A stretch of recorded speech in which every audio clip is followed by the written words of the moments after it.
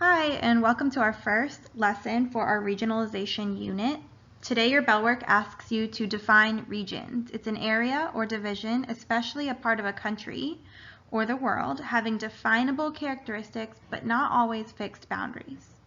In addition to writing this definition in your bell work, I want you to also try to give me an example. It's okay to guess, but what do you think is an example of a region? For our objective today, or what are we doing today, we are going to discover what regions can look like so that we can identify how varied they are depending on who is acknowledging them. Go ahead and pause the video in order to jot this down on your bell worksheet.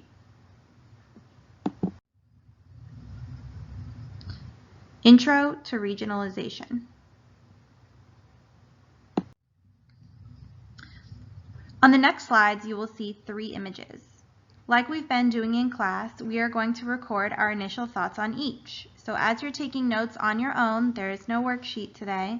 What do we see, think, and wonder for each of these 3 images?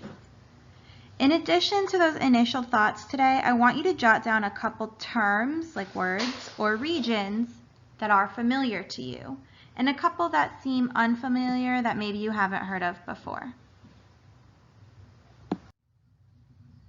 The first source, or source 1, is world regions as defined by the World Bank. Take a moment, pause the video, and jot down your initial thoughts, so what we see, think, and wonder.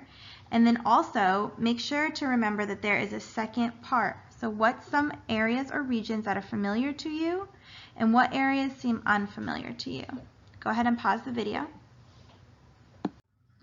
For source 2, we're looking at world regions as defined by the World Health Organization. So this is a different organization. Like you did for source 1, just jot down some initial observations, things you see, think, or wonder.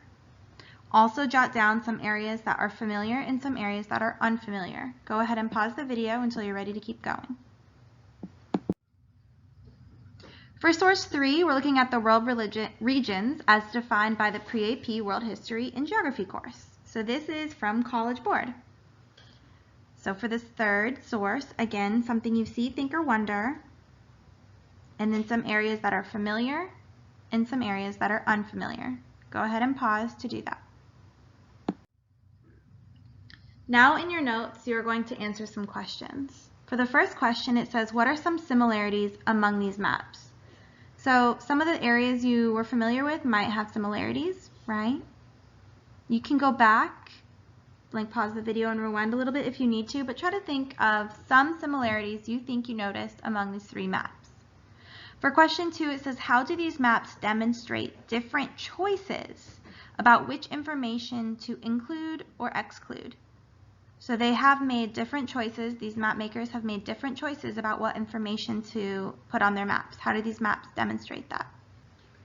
For the third question, you might want to wait a moment because it says, how might the creators of these maps have different criteria for defining these regions? So the creators are going to be the World Bank, the World Health Organization, and then our course, right? So these creators have different criteria. How might they be different? You wouldn't really know that unless you know what the World Bank is, what the World Health Organization is, right? And then we have an idea of what our course is.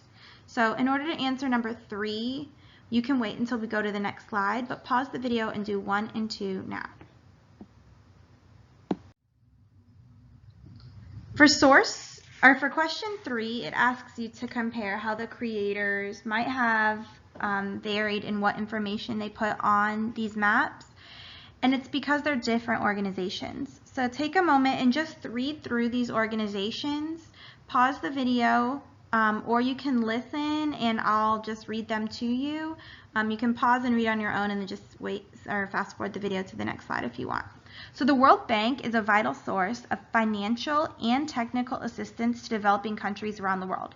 They're not a bank in the ordinary sense, but a unique partnership to reduce poverty and support development. They provide low-interest loans and grants, among other things, to developing countries.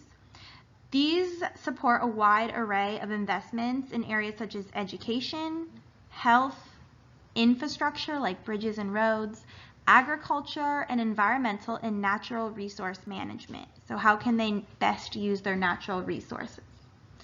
The World Health Organization is something you might have heard of a lot recently, and that's because they've had a lot of say in COVID.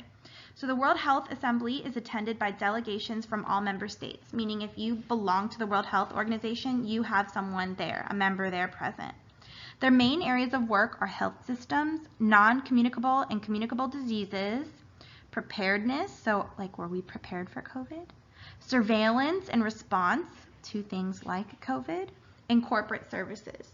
Their core function is to direct and coordinate international health work through collaboration. So how can we work together? That's why it's called the World Health Organization.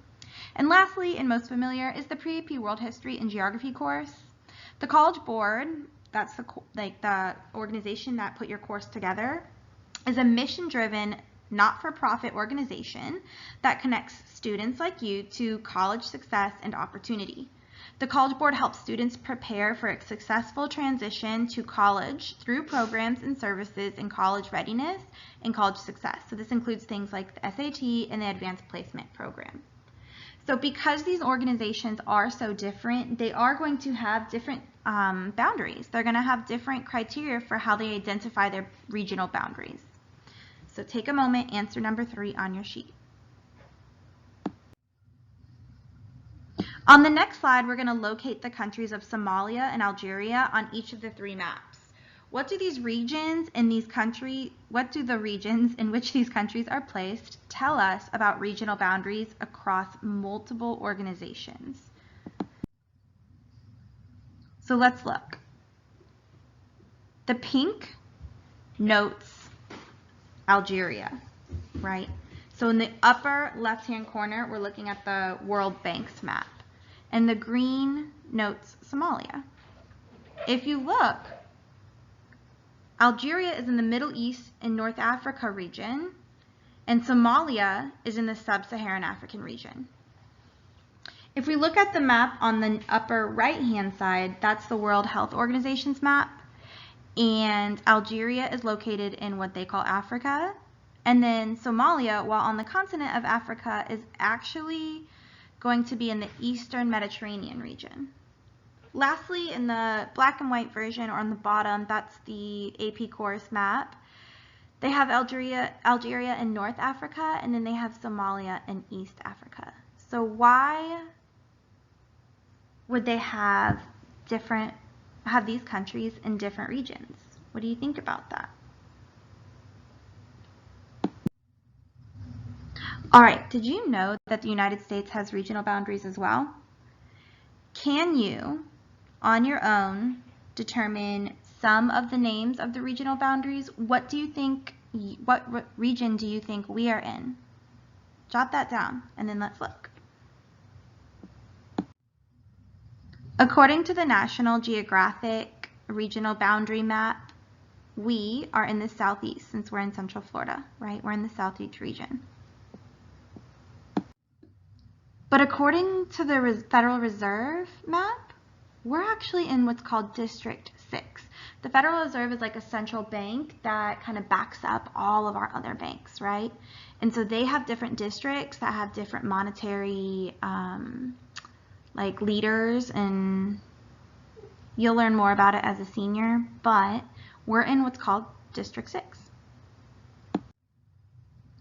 When you look at the Census Bureau, which is a government bureau, right, that kind of just collects data on all kinds of things. Sometimes you might notice that your parents, or you can ask them if they fill out their census every year, but we are in what's called the Atlanta zone, so which is kind of weird because we're in Florida. And the last one we're going to look at is Standard Time Zone, which I'm sure you've heard of. So we are in the Eastern Standard Time Zone. So even the United States, and there are more than this, and there are more government-recognized regional boundaries, and they all vary depending on which government body we're talking about. So we have all kinds all over the United States. Lastly, you're going to get on Canvas, and in your Intro to Regionalization Lessons and Instructions, which is the first thing in our new module, It's going to have a Word document and probably a PDF of an article that has 3 questions. Those 3 questions are what you are going to be submitting on Canvas in order to get your grade for today's work. Okay, so make sure you get it uploaded into Canvas on time and completely done. Thank you.